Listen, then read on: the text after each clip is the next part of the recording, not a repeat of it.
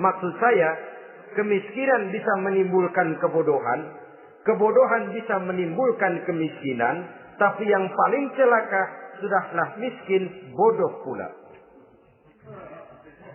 Miskin ilmu. Yang kedua, miskin akhlak. Ini lebih parah lagi daripada miskin ilmu. Kalau miskin ilmu orang sekedar goblok bin bodoh alias tolol, maka miskin akhlak ini menyebabkan orang kurang ajar, tidak punya budi pekerti. Sehingga dengan demikian miskin akhlak sesungguhnya lebih bahaya daripada miskin ilmu. Adapun miskin yang kita kenal pada umumnya dan juga yang dimaksud dalam ayat ini adalah miskin harta. Imam Ali karramallahu wajhah pernah memberikan peringatan. Kadal faqru ayyakuna kufran. Boleh jadi kemiskinan mendekatkan orang kepada kekufuran. Dengan kata lain, biasanya kemiskinan bisa membuat orang nekat.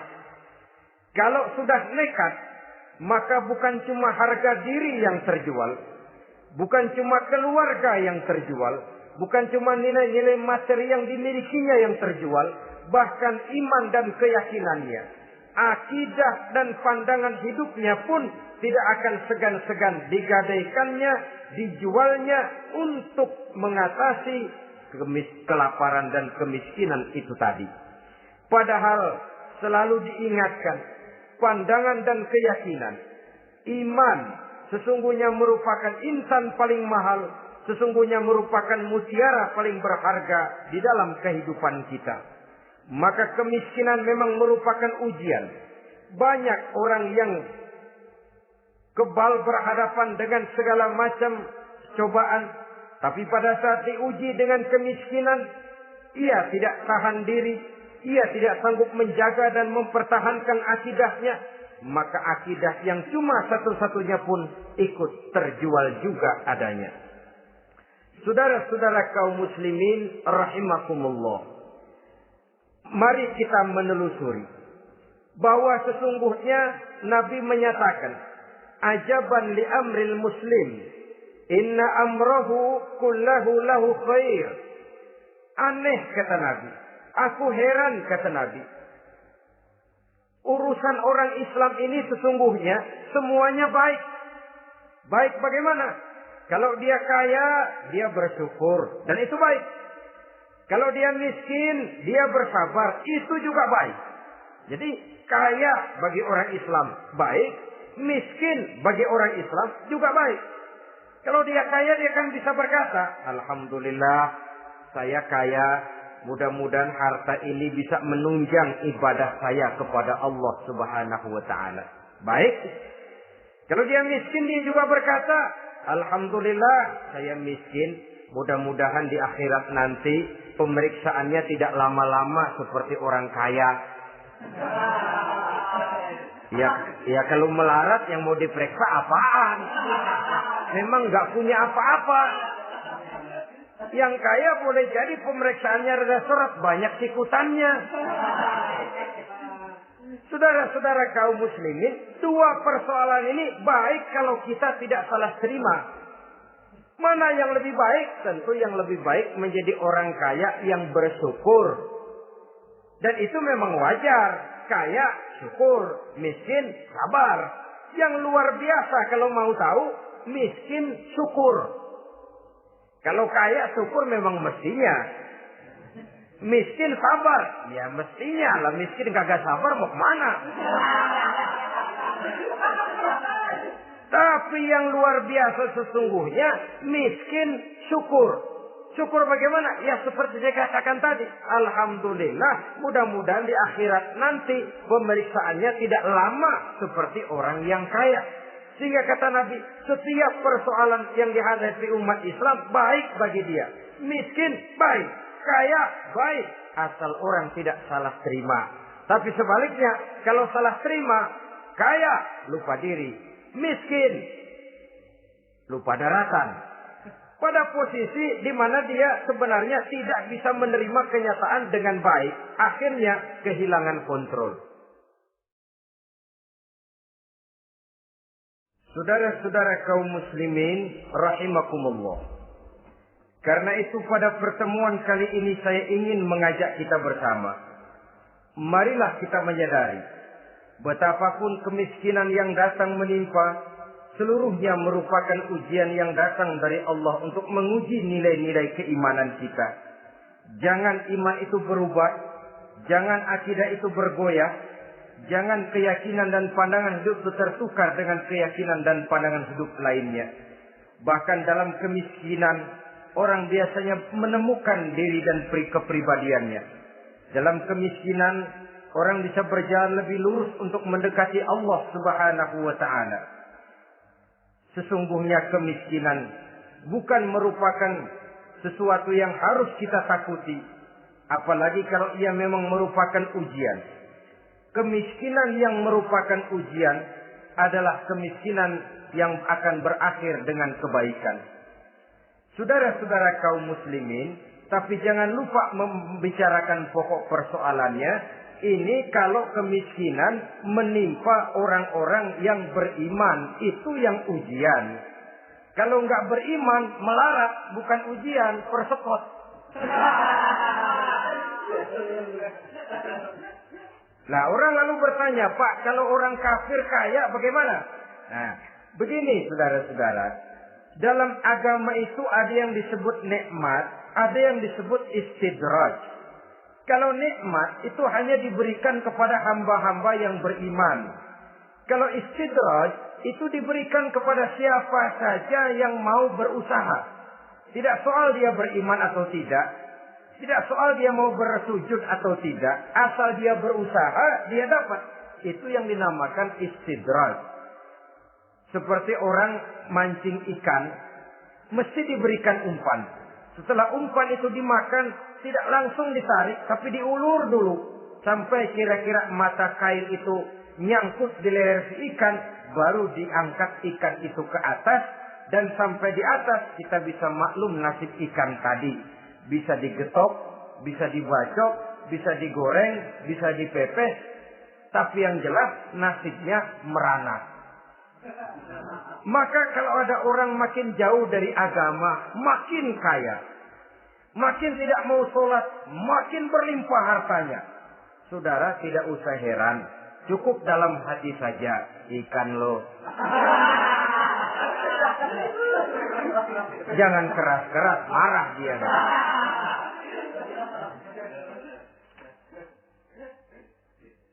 Kemiskinan apabila didasari dengan sikap keimanan merupakan ujian untuk menguji kualitas keimanan seseorang. Bahkan satu hadis menyatakan apabila Allah mencintai seorang hamba, maka diujinya hamba itu karena Allah ingin mendengar liyasma'a tadarru'ahu, ingin mendengar ratapan orang tadi. Sama juga kita, kadang-kadang karena cinta benar kepada anak kita yang mungil, suatu saat kita ingin mendengar dia nangis, kita cubit dia. Bukan karena gemes, bukan karena benci, ingin mendengar nangisnya kok indah begitu. Saudara-saudara kaum muslimin rahimakumullah. Jadi jangan sampai ada pertanyaan, saya kan sembahyang rajin banget, kenapa miskin ya? Apabila sekali lagi didasari dengan sikap keimanan, maka kemiskinan merupakan ujian. Dan tentu anak sekolah itu kalau lagi ujian berat, capek, sakit hati, peras keringat, banting tulang, kepanasan, kehujanan, kenikmatan baru akan dia rasakan pada saat terima rapot pengumuman kenaikan kelas. Di situ kenikmatannya terasa. Demikian menghadapi ujian, kita cuma mengeluh. Kenapa ada rasa takut? Kenapa kelaparan? Kenapa kemiskinan? Di balik semua itu, apabila kita sudah merasakan naik kelas, akan terasalah kenikmatannya. Itu ujian yang ketiga. Yang keempat yang diceritakan dalam Al-Baqarah 155, wal anfus ay wa naqsim minal anfus, kekurangan jiwa atau kematian. Saudara-saudara, yang hidup takut mati. Padahal semua makhluk hidup harus berani mati. Bagaimanapun takutnya kita kepada mati, bisakah kita menghindarkan diri dari dia? Bagaimanapun kita tidak ingin bertemu malaikat maut, kemana kita akan lari bila dia datang mengetuk pintu? Bagaimanapun kita ingin menghindar dari pertemuan dengannya, kemana kita akan lari apabila dia sudah datang hendak menjemput nyawa? Karena itu memang ada satu prinsip yang dijelaskan oleh para ulama kita, iskariman au mut syahidan. Mati dan hidup dua hal yang tidak terpisahkan. Oleh karenanya, kalau memang hidup, hiduplah secara mulia. Kalau mati, matilah secara syahid. Hidup mulia atau mati syahid. Jangan terbalik. Hidup sia-sia, mati konyol. Nilai yang tidak ada artinya. Alangkah nikmatnya hidup yang berisi kemuliaan, dan alangkah indahnya mati dalam nilai syahid. Saya ingin menyegarkan ingatan saudara-saudara kepada sikap Nabi Allah Ismail alaihi salam ketika menghadapi keputusan dari Allah Subhanahu wa taala memerintahkan Nabi Ibrahim alaihi salam untuk menyembelih leher anaknya Ismail, yang ini berarti adalah kematian. Ketika datang perintah untuk menyembelih leher Nabi Ismail, Nabi Ibrahim berkata kepada putranya, "Ya bunayya inni ara fil manami anni azbahuka fanzur maza tara." Ananda Ismail, ayah mimpi diperintah oleh Allah untuk menyembelih lehermu. Menurut pendapatmu bagaimana mimpi ini, nak? Laksanakan atau tidak usah? Saya tidak sanggup membayangkan. Anak cuma satu-satunya. Sudah lama diharapkan. Si buah hati belahan jantung pelanjut cerita penerus sejarah. Ketika anak ini sedang lucu-lucunya, turun perintah untuk menyembelihnya. Ya, kalau anak kita banyak, turun perintah potong leher anakmu, mungkin kita bisa pilih yang mana yang rada bandelan nih.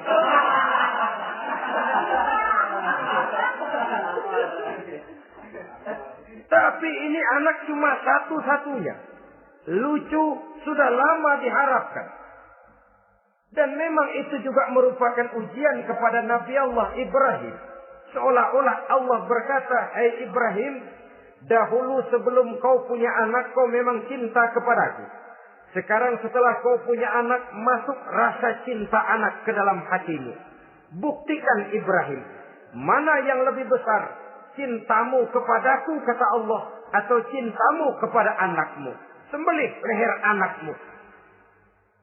Ternyata kemudian sejarah menyatakan, Nabi Ibrahim cinta kepada Allah. Beliau pun cinta kepada putranya. Tapi cintanya kepada Allah lebih besar daripada cintanya kepada putranya. Sehingga ketika turun perintah penyembelihan, itu pun dilaksanakannya, tapi tetap musyawarah dulu. Yakin itu memang perintah Allah, beliau toh mengajak dialog putranya. Ini yang penting dalam kehidupan kita. Dialog. Nah, bapak mimpi diperintah Allah untuk menyembelih lehermu. Menurut pendapatmu bagaimana, nak? Laksanakan atau tidak? Yakin itu perintah Allah, tapi asas musyawarahnya tidak beliau tinggalkan.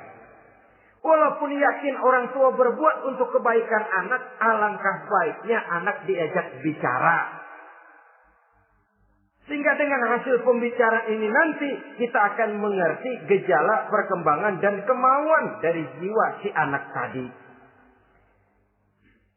Saudara-saudara kaum muslimin, apa jawaban Nabi Allah Ismail yang ketika itu masih remaja? Beliau menjawab, "Ya abatif al-ma tu'mar, satajiduni insyaallahu minas sabirin."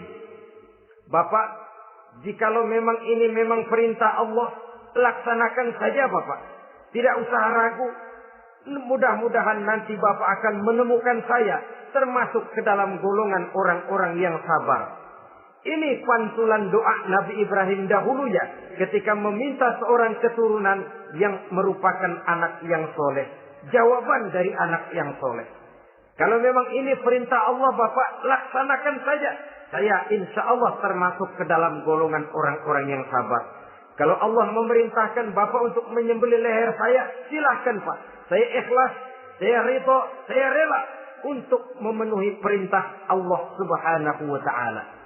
Ini jawaban anak soleh. Sebab itu sering saya katakan, kalau kita cuma punya anak pintar tidak soleh, mungkin jawabannya nggak begini. Nak, Bapak diperintah motong leher kamu, nak, bagaimana pendapatmu? Mungkin dia jawab, Bapak aja yang tuaan, Pak.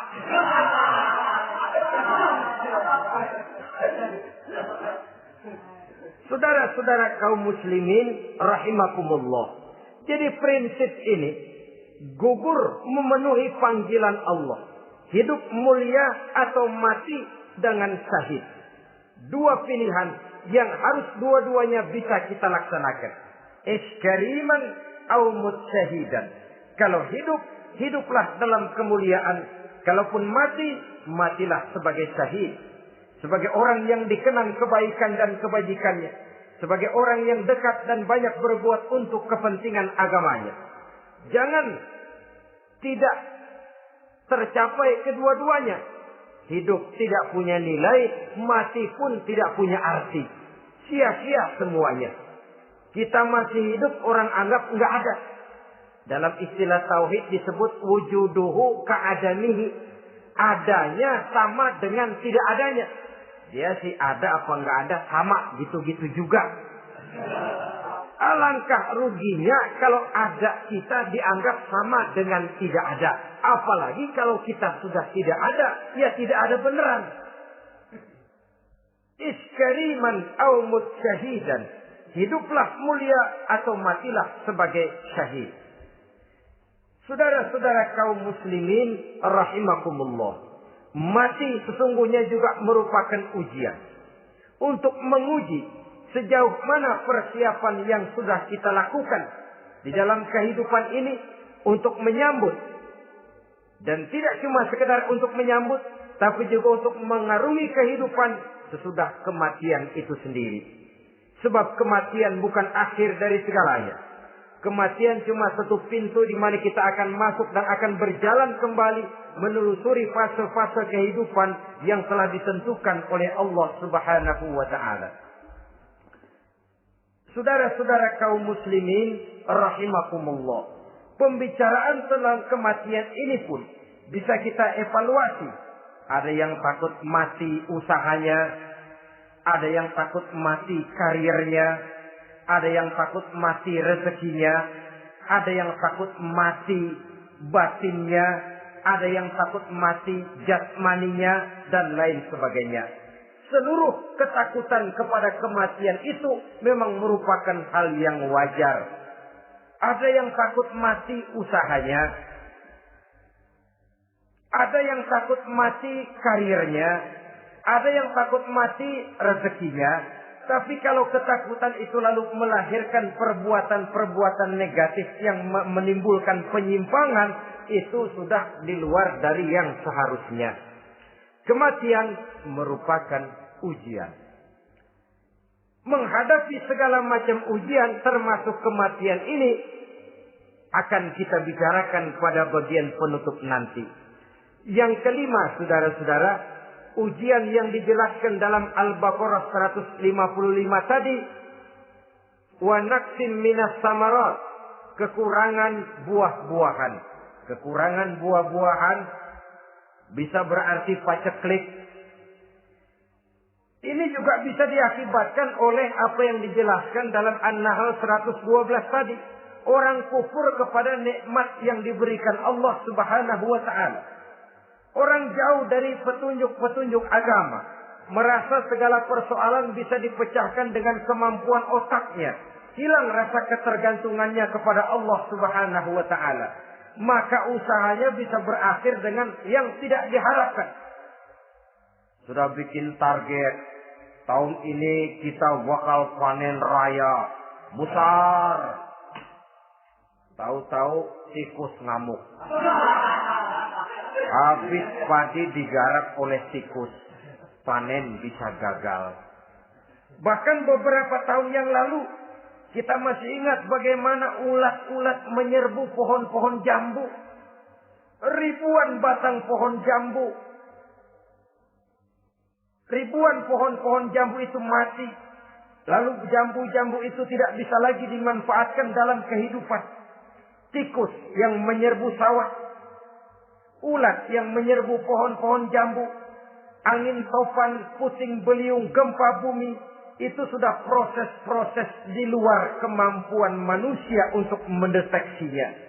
Disinilah manusia harus sadar bahwa setelah ia berusaha dan berusaha sesuai dengan keterikatannya kepada hukum alam, kepada sunnatullah, maka ia harus punya sandaran vertikal kepada Allah Subhanahu wa taala, agar bila usahanya berhasil, dia tidak lupa diri dan lupa daratan, dan apabila usahanya kemudian ternyata gagal, dia tidak menjadi putus asa, buruk sangka, sempit hati, sempit pandangan. Cobaan datang dari Allah Subhanahu wa taala berupa kekurangan buah alias paceklik. Saudara-saudara, menghadapi cobaan dan ujian yang saya katakan tadi, 5 macam ini, apa konsepnya, apa jalan keluarnya? Ayat selanjutnya dalam kalimat tadi menjelaskan, wabasyiris sabirin, menghadapi ujian-ujian dalam hidup, baik rasa takut, kelaparan, kemiskinan, kematian, kekurangan harta, kekurangan buah-buahan. Wabasyiris sabirin, gembirakan orang-orang yang sabar. Menghadapi segala macam ujian tadi, gembirakan orang-orang yang sabar. Siapa orang yang sabar itu? Alladzina iza asabathum musibatun qalu inna lillahi wa inna ilaihi raji'un. Yaitu orang-orang yang apabila menghadapi ujian, ditimpa musibah, mereka berkata, sesungguhnya kami berasal dari Allah dan sesungguhnya kepada Allah pula kami akan kembali. Bukan cuma sekedar ucapannya, tapi penghayatannya kepada filsafat yang terkandung di dalam kalimat itu tadi. Maka jadilah dia semacam lipstik. Jadilah dia semacam dekorasi. Apabila kita berjanji dan dalam hati kita sudah ada kemungkinan besar kita tidak akan datang, kita tetap menggunakan kata-kata insya Allah. Padahal yang jelas tidak akan mau datang adalah kita. Kita sandarkan dan kita kembalikan itu kepada Allah. Sesungguhnya kami berasal dari Allah. Sesungguhnya kepada Allah juga kami akan kembali. Bukan cuma sekedar ucapannya, tapi juga penghayatan kepada filsafat yang terkandung di dalamnya. Kalau suatu saat kita harus kehilangan harta yang kita miliki, kenapa tidak berpikir inna lillahi wa inna ilaihi raji'un? Bahwa dulu pun ketika lahir ke dunia ini, tidak ada harta yang saya bawa. Kalau sekarang harta itu hilang, inna lillahi wa inna ilaihi raji'un. Itu yang saya maksud. Kalau sekarang, kalau satu saat kita harus melepaskan pangkat jabatan yang kita sayangi, kenapa kita tidak kembali kepada inna lillahi? Dulu pun ketika waktu lahir ke dunia ini, tidak ada pangkat dan jabatan yang saya bawa. Kalau sekarang harus pensiun, inna lillahi wa inna ilaihi raji'un. Ini kadang-kadang enggak. Dengar mau mutasi, mau pensiun, mulutnya innalillahi, tapi gerbek-gerbek dukun diusut.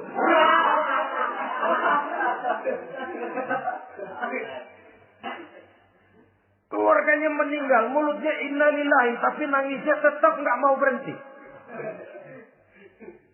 Bukan cuma sekedar ucapannya, tetapi penghayatan kepada nilai dan filsafat yang terkandung di dalam kalimat innalillahi itu.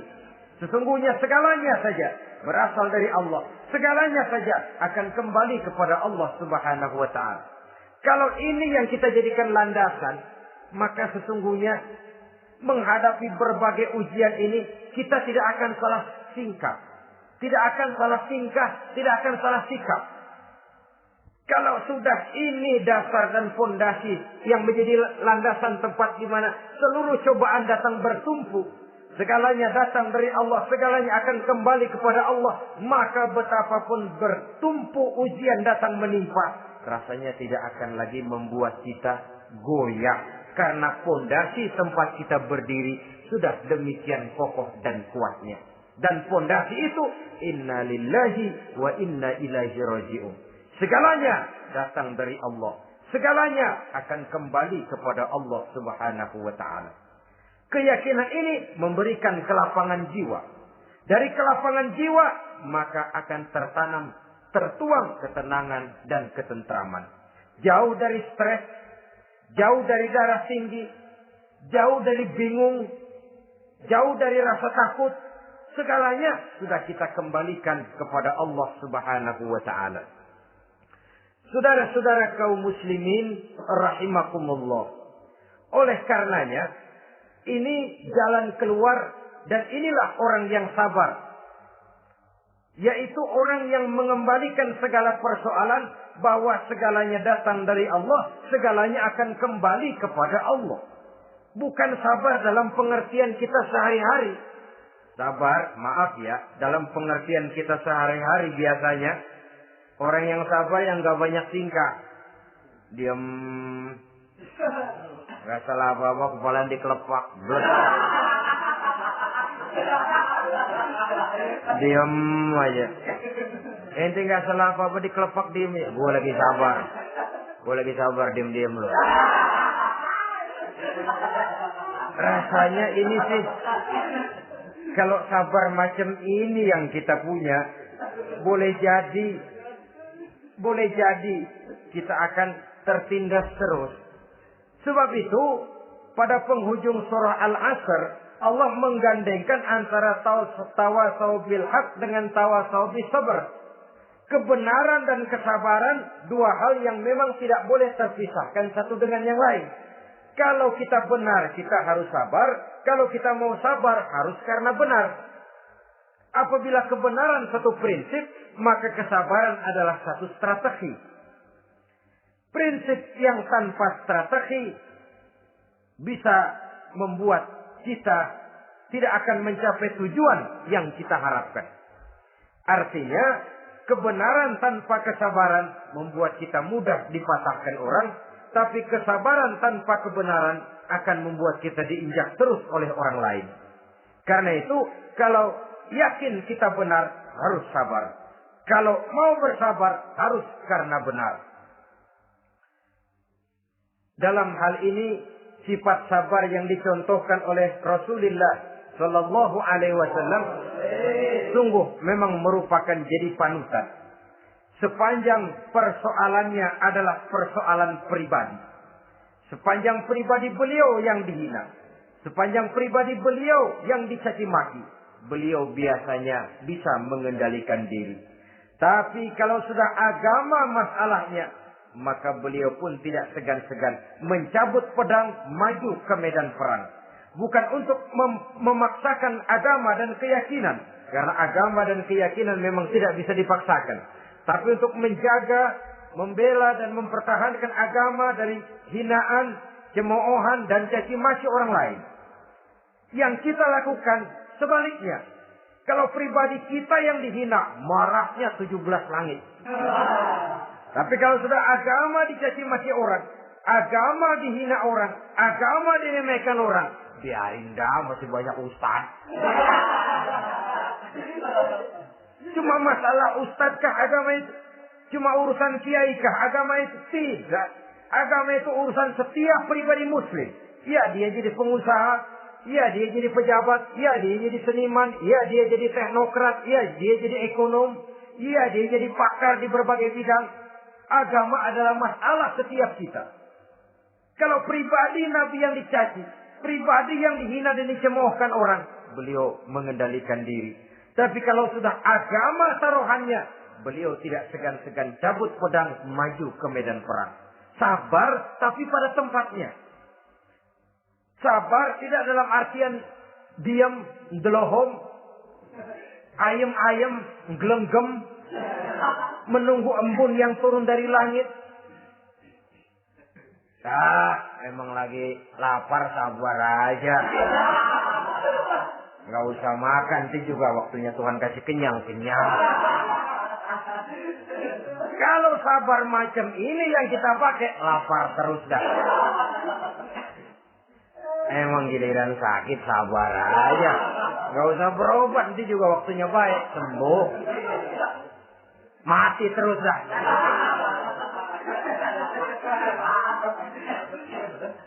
Ya perkara ada orang sakit tidak berobat sembuh, itu hak Allah. Tapi tidak boleh kita jadikan sandaran, apalagi kalau makom kita dengan Allah masih sedemikian jauhnya. Itu hanya ucapan dari orang-orang yang makom dia dengan Allah itu sudah tidak ada jarak. Permohonannya dipenuhi, kehendaknya dituruti, sebab dia dengan Allah sudah sedemikian dekatnya. Kalau kita masalahnya, yang antara kita dengan Allah ini dilapisi oleh dosa dan kesalahan yang kita kerjakan sendiri. Rasanya kita masih harus banyak berbuat sesuai dengan keterikatan kita kepada sunnatullah itu. Orang yang sabar adalah orang yang sadar kepada hakikat dan filsafat yang terkandung di dalam kalimat inna lillahi wa inna ilaihi raji'un. Segalanya datang dari Allah, segalanya pun akan kembali kepada Allah.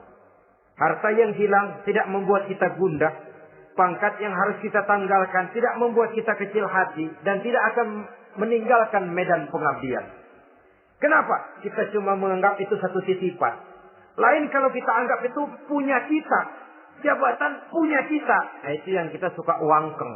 Saudara-saudara kaum muslimin, kesimpulannya banyak cobaan-cobaan dalam hidup. Yang dibicarakan dalam Al-Baqarah 155 ini sebagian kecil dari rasa takut, kelaparan, kemiskinan, kematian, dan kekurangan buah-buahan. Menghadapi segala macam ujian tadi, kembalilah kita kepada dasar inna lillahi wa inna ilaihi raji'un. Segalanya datang dari Allah, segalanya pun akan kembali kepada Allah. Semoga dengan sikap ini kita akan lapang dada menghadapi ujian dan akan semakin tangguh iman dan akidah kita menghadapi cobaan yang datang menimpa. Inilah pertemuan pada kali ini. Semoga ada manfaatnya. Terima kasih atas segala perhatian. Mohon maaf atas segala kekurangan. Usikum wa nafsi bitaqwallah. Wassalamualaikum warahmatullahi wabarakatuh. Waalaikumsalam.